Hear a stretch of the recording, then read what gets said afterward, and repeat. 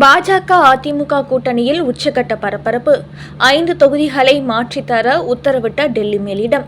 அண்ணாமலையை சமரசம் செய்ய தமிழகம் வந்த முக்கிய மத்திய அமைச்சர். வணக்கம் நண்பர்களே. என்டிஏ கூட்டணிகள் பாஜகவுக்கு 27 தொகுதிகளை ஒதுக்கியிருக்கிறார் எடப்பாடி பழனிசாமி.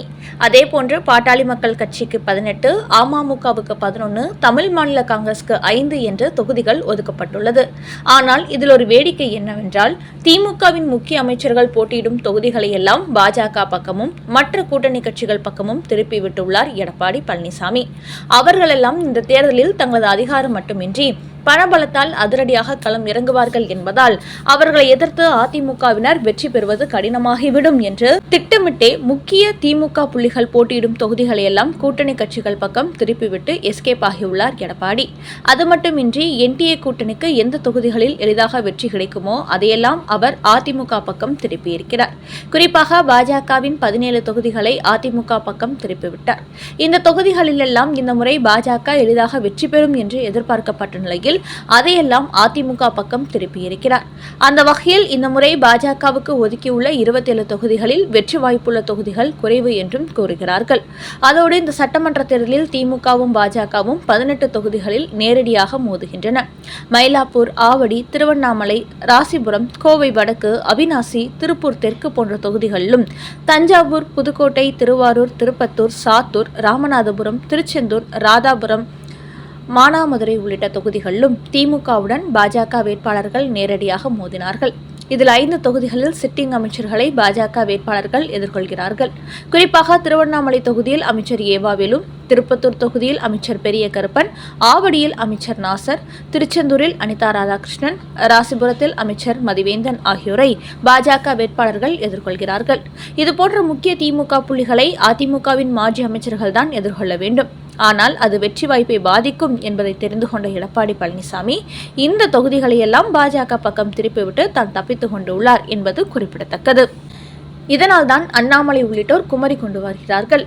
இப்படி எடப்பாடி பழனிசாமி தொகுதியை பிரித்தபோது அமித்ஷா மட்டுமின்றி நயினார் நாகேந்திரனும் என்ன செய்தார்கள்? இப்படி ஒரு தொகுதி பங்கீடு நடத்திய போது கட்சியின் மற்ற தலைவர்களையாவது அழைத்திருக்க வேண்டும். அதை செய்யாமல் காதும் வைத்த மாதிரி இப்படி ஒரு டீல் போட வேண்டியதின் அவசியம் என்ன என்றுதான் அண்ணாமலை கேள்வி எழுப்பி வருகிறார்.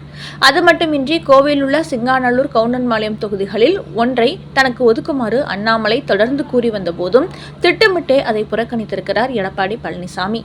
அந்த அளவுக்கு இந்த முறை அமித்ஷாவை சந்தித்து டீல் போட்டேன் என்று சொல்லி பாஜகவுக்கு எதிரான ஒரு வேட்பாளர் பட்டியலை தயார் செய்துவிட்டார் எடப்பாடி.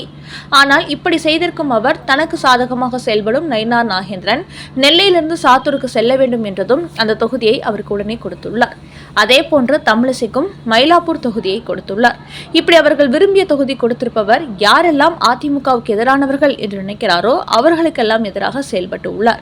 இந்த நேரத்தில் டெல்லி பாஜகவிலிருந்து 27 தொகுதிகளில் 5 தொகுதிகளை மாற்ற வேண்டும் என்று எடப்பாடிக்கு ஒரு தகவல் அனுப்பப்பட்டிருப்பதாக பாஜக வட்டாரங்களில் கூறுகிறார்கள். குறிப்பாக அண்ணாமலை கேட்கும் தொகுதியை கொடுக்க வேண்டும். அதையடுத்து கொங்கு மண்டலத்தில் உள்ள கிணத்துக்கடவு தொகுதியை வசந்தராஜனுக்கும் கொடுக்க வேண்டும். காரணம், கடந்த தேர்தலில் அவர் அங்கு 25% ஓட்டுகளை பெற்றார். அதேபோன்று KT ராகவனுக்கு செங்கல்பட்டு தொகுதியும், மா வெங்கடேசனுக்கு எழும்பூர் தொகுதியும் ஒதுக்க வேண்டும் என்று பாஜக தரப்பு எடப்பாடியை கேட்டுக் கொண்டுள்ளதாம். தாங்கள் நேரடியாக சொன்னால் எடப்பாடி எதையாவது சொல்லி சமாளிப்பார் என்பதற்காக இந்த தகவலை அமித்ஷாவுக்கு அனுப்பி அதிமுகவுக்கு சொல்ல வைத்துள்ளார்களாம். அதனால் பாஜகவுக்கு கொடுத்துள்ள 27 தொகுதிகளில் 5 தொகுதிகளில் அதிமுக மாற்றம் செய்வார்கள் என்று கூறப்படுகிறது. இந்த நிலையில்தான் எதிர்பார்த்த தொகுதியை ஒதுக்கவில்லை என்பதற்காக சட்டமன்ற தேர்தலில் போட்டியிடப் போவதில்லை என்று அறிவித்த அண்ணாமலை அது குறித்த கடிதத்தையும் அமித்ஷாவுக்கு அனுப்பினார். இந்த நேரத்தில் தமிழக பாஜகவிலிருந்து அண்ணாமலை கண்டிப்பாக தேர்தலில் போட்டியிட வேண்டும். அதோடு தமிழ்நாடு முழுக்க பிரச்சாரம் செய்ய வேண்டும். அண்ணாமலை பிரச்சாரம் செய்தால்தான் என்டிஏ கூட்டணிக்கு வெற்றி வாய்ப்பு அதிகரிக்கும். அவருக்கென்று ஒரு பெரிய ஆதரவு கூட்டம் உள்ளது. ஒருவேளை அண்ணாமலை இந்த தேர்தலில் போட்டியிடவில்லை என்றாலும் அவரது ஆதரவாளர்கள் என்டிஏவை புறக்கணித்து விடுவார்கள். அதனால் அண்ணாமலை நமக்கு மிக முக்கியம் என்று டெல்லிக்கு தெரியப்படுத்தியுள்ளார்கள். இந்த நிலையில்தான் மத்திய அமைச்சர் அர்ஜுனன் ராம் மேக்வால் இன்று கோவை சென்றுள்ளார். அங்கு அவர் அண்ணாமலையுடன் சந்திப்பு நடத்தியுள்ளார். அப்போது சட்டமன்ற தேர்தலில் புறக்கணிக்க வேண்டாம், கண்டிப்பாக நீங்கள் போட்டியிட வேண்டும். உங்களை போன்ற இளைஞர்களின் செயல்பாடு பாஜகவுக்கு மிக முக்கியம். தமிழ்நாட்டில் இரட்டை இலக்கு வாக்கு வங்கியுள்ள கட்சியாக பாஜகவை உயர்த்தினீர்கள். அதேபோன்று இந்த சட்டமன்ற தேர்தலில் இரட்டை இலக்கு தொகுதிகளில் வெற்றி பெற்ற கட்சியாகவும் பாஜகவை உயர்த்த வேண்டும். அதற்கு உங்கள் பிரச்சாரம் மட்டுமின்றி நீங்களும் ஒரு தொகுதியில் போட்டியிட்டே ஆக வேண்டும் என்று அவர் அண்ணாமலையை சமரசம் செய்ய முயற்சிகளில் ஈடுபட்டுள்ளார். இதன் காரணமாகவே இந்த தேர்தலில் அண்ணாமலை களம் இறங்குவதற்கான சூழல் அதிகரித்திருப்பதாகவும் பாஜக வட்டாரங்களில் கூறுகிறார்கள்.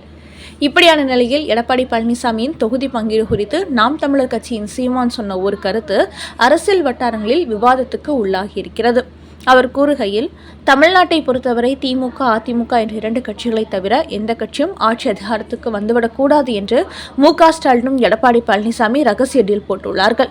அதனால்தான் எடப்பாடி பழனிசாமி திமுகவின் வலுவான வேட்பாளர்கள் களமிறங்கும் தொகுதிகளில் எல்லாம் பாஜக மற்றும் கூட்டணி கட்சிகளுக்கு ஒதுக்கிவிட்டிருப்பவர் அதிமுகவுக்கு எளிதில் வெற்றி கிடைக்கக்கூடிய தொகுதிகளாக ஒதுக்கியுள்ளார். அதோடு முன்கூட்டியே திமுகவினர் தங்கள் வேட்பாளர்கள் எந்த தொகுதியில் போட்டியிடப் போகிறார்கள் என்பதை அதிமுகவுக்கு பட்டியல் கொடுத்திருப்பது போலவே தெரிகிறது. அதனால்தான் அவர்களின் முக்கிய அமைச்சர்கள் போட்டியிடும் எந்த தொகுதியிலும் அதிமுக வேட்பாளர்கள் போட்டியிடவில்லை. இது எல்லாமே திமுக, அதிமுகவில் புரிந்துணர்வு ஒப்பந்தம் போடப்பட்டது போலவே தெரிகிறது என்று சீமான் கூறியிருக்கிறார். தற்போது எடப்பாடி பழனிசாமி கூட்டணி கட்சிகளுக்கு தொகுதிகளை பிரித்து கொடுத்திருப்பதை பார்க்கும்போது அப்படி ஏதோ ரகசிய டீல் திமுக, அதிமுகவுக்கிடையே நடந்திருப்பதாகவே தெரிய வருகிறது. அடுத்த செய்தி. அதிகாரிகள் ஒருதலைபட்சமாக நடக்கிறார்கள். புகார் மனுவுடன் கோட்டைக்கு சென்ற விஜய். தேர்தல் ஆணையர் அர்ச்சனா பட்நாயக்குடன் சந்திப்பு. நேற்று முன்தினம் தமிழக வெற்றிக் கழகத்தின் பெண் நிர்வாகிகளை தரக்குறைவாக பேசிய பொன்ராஜ் என்பவர் மீது சென்னை கமிஷனர் அலுவலகத்திற்கு சென்று ஒரு புகார் அளித்த விஜய் இன்றைய தினம் கோட்டைக்கு சென்று தமிழக தேர்தல் ஆணையர் அர்ச்சனா பட்நாயக்கை சந்தித்து ஒரு புகார் மனு அளித்திருக்கிறார். அதற்கு என்ன காரணம் என்றால், தமிழ்நாட்டில் சட்டமன்ற தேர்தல் நடைபெற உள்ள நிலையில் பெரம்பூர் தொகுதியில் பிரச்சாரம் செய்வதற்கு அனுமதி கேட்டிருந்தார் விஜய். ஆனால் அதற்கு அனுமதி மறுக்கப்பட்டுள்ளது. விஜயின் பிரச்சாரத்திற்கு தமிழக வெற்றிக் கழகம் தேர்வு செய்த இடத்திற்கு போலீசார் அனுமதி மறுத்துவிட்டதாக பெரம்பூர் தொகுதி தேர்தல் ஆணையர் தெரிவித்துள்ளார். இது தாவேகாவுக்கு அதிர்ச்சியை கொடுத்திருக்கிறது. அதனால்தான் இந்த தேர்தலில் திட்டமிட்டபடி பிரச்சாரம் செய்யக்கூடாது என்பதற்காகவே திமுகவுக்கு ஆதரவாக சில தேர்தல் அதிகாரிகள் செயல்படுகிறார்கள். இப்படி ஒருதலைபட்சமாக செயல்படும் அதிகாரிகளை பணியிட மாற்றம் செய்ய வேண்டும் என்றும் அவர் கோரிக்கை வைத்திருக்கிறார். அது மட்டுமின்றி சில அதிகாரிகள் வெளிப்படையாகவே திமுகவுக்கு சாதகமாக செயல்படுகிறார்கள். அதோடு தலைமை செயலாளர், நிதித்துறை செயலாளர், டிஜிபி உள்ளிட்ட 6 அதிகாரிகளை பணியிட மாற்றம் செய்ய வேண்டும் என்றும் அவர் கோரிக்கை வைத்திருக்கிறார். இப்படி விஜய் புகார் அளித்ததை அடுத்து மு.க. ஸ்டாலின் போட்டியிடும் கொளத்தூர் மற்றும் வில்லிவாக்கம் தொகுதியில் விஜய் பிரச்சாரத்திற்கு காவல்துறை அனுமதி அளித்திருக்கிறது.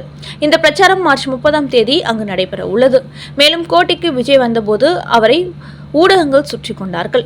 எதற்காக கோட்டைக்கு வந்துள்ளீர்கள், என்ன காரணம் என்று மைக்கை அவர் முன்பு நீட்டி கேள்விகளை கேட்டார்கள்.